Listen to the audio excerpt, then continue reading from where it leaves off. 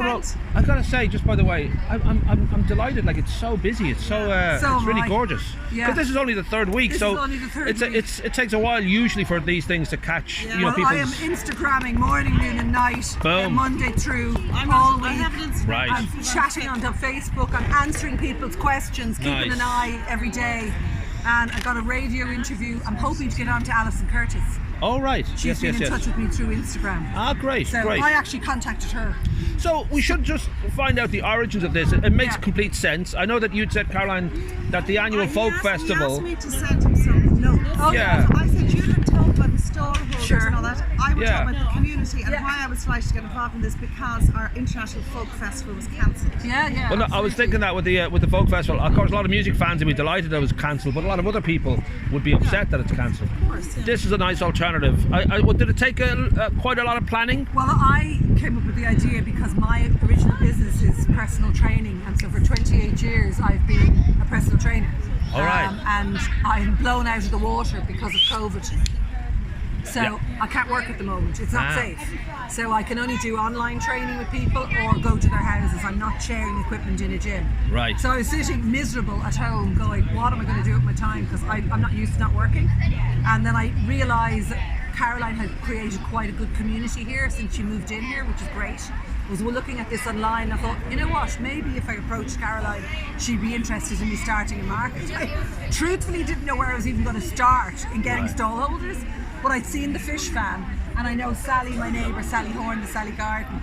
So I started chatting to people and just asking them, would they be interested? I made about 300 phone calls and emails and text messages, and suddenly I ended up the first week with 13, and today we've got 20. Well, I should say now, I see it's an artisan farmers market. I had a look at them. None of those people look artisan. They look pretty rough to me. What exactly is artisan? Is that a hipster with mud? It's a very hipster name at the moment. Right, okay, all right. Just to say they don't look artisan. They look more arthritis than artisan, a lot of them. So yeah. Now, Caroline, I know for you, you've got a very strong sense of the community here in Kilmacanogue, and for you that was the big deal, that this would sort of make the community have a focal point, have something to do, and also obviously wonderful things to buy and all that. So that was the real kind of kick for you, is this is going to help the town and help the village. Yeah, exactly. Community Kilmac, I've never seen community like it. When we came here first, I thought there was no houses anywhere around, and who'd ever stop in a pub? And then I realised there's so many houses behind. And the community has been great for us during the whole COVID close down. We were closed down for 16 weeks, and basically they were ringing to see were we all right. You know, they were huge community. It's so different. We had an international folk festival planned for the August Bank Holiday weekend. Everyone was looking forward to it. It was going to be topped on the Sunday by Stockton's Wing. It was all happening here in the car parks. Car parks, guards, all that organised. Yeah. And then obviously that's not going ahead. So when Cathy came to me with the idea, I said yes. And plus, it's lovely to see the people coming down, having their cup of coffee. Yeah, that's the big thing for me as well. I live on my own, so if you could just shut up now. Yes, well, I'm backing you by saying, because I'm living here 31 years, so but also, it is really important. We have a big kitchen in there, so it's good for us to maybe take the fish on a Friday. The raspberries now, I bought 3 massive punnets of them today, so we can use them on our raspberry pavlovas. Right. We'll do a little bit to keep them coming back as the business is here. But as you can see, this is our 3rd week and it's great.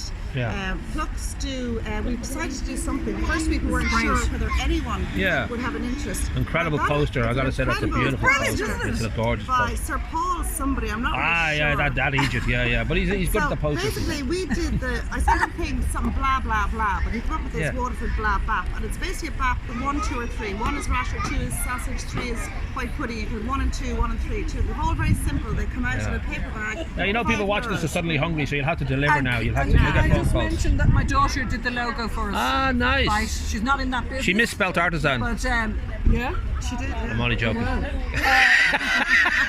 Anyway, so just a mention to her because big time. What's her name? Hazel. Hazel. Well done, Hazel. And my son makes the coffee. Yeah. Nice. There you go. Nice. So I could smell a bit of whiskey, and I was wondering who made that. It's a win-win for everybody. Yeah. And the feedback I'm getting during the week from people emailing me, text messages from local people, because I'm living out here 31 years. Right. And it's just been phenomenal. The amount of people have been writing to say thank you so much for putting it together, and they love it. It's funny, it is kind of that always that argument that you know, the smaller the community in senses, the bigger they are when it comes to getting together, because they actually do know each other and they do feel like a kind of responsibility to help each other. And anyone, even I mean, over the years, people have fallen ill.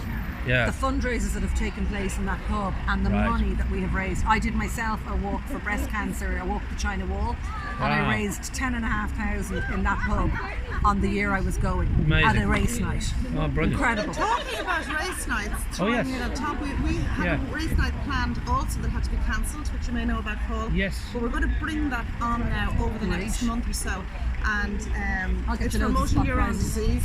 And we may have to do it open air outside. We don't know what we're going to do, but we're very determined to do it, because all the races, all the horses were sold, everything was ready to go, all from this little small community. Now the horses will be keeping the distance in here. You will have horses in. They keep the distance. Well, my one will be winning by a long shot. You can do little Shetland ponies, because you have the space-wise. It'd probably be best with Shetland ponies for now and then. Just also, anyone who's looking at this, we're very conscious of social distancing and everything. And here, I've been to many places.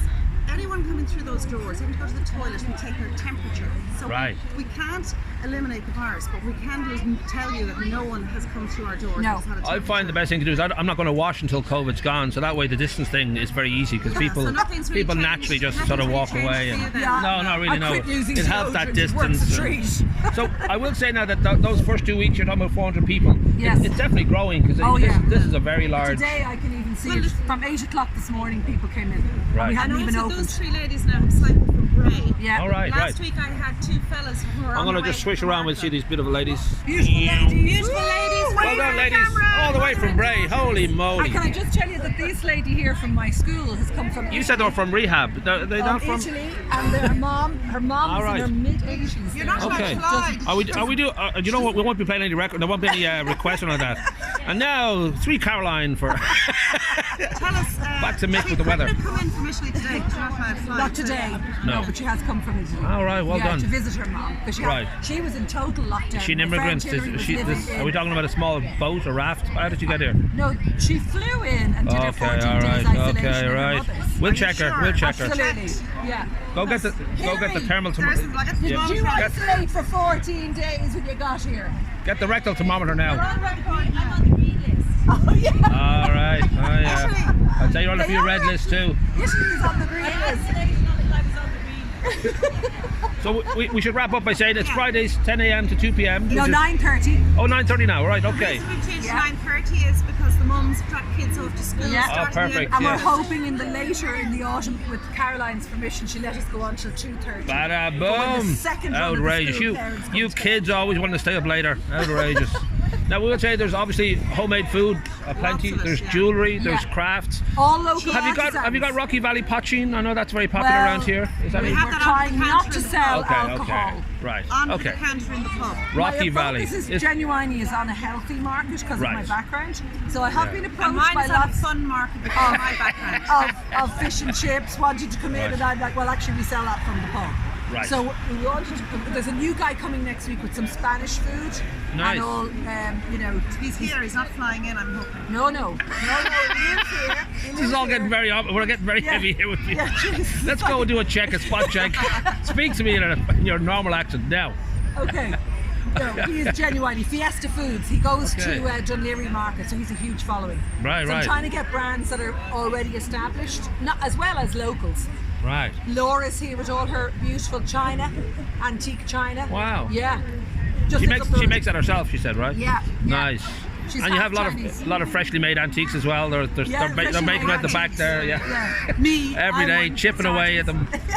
So congratulations, it is definitely a success, and obviously it's going to grow and grow. So that's what we want. And I think especially now that we're into the summer, I know the weather today is dry, but it could do a little bit more sun, of course, being Ireland. But a beautiful spot and a nice way to start your weekend. To quote Cathy, she said, "Build it and they will come." Yes. Bada boom. And they did. You should copyright that. That's a good line. You should copyright it. Yeah. It's a good line.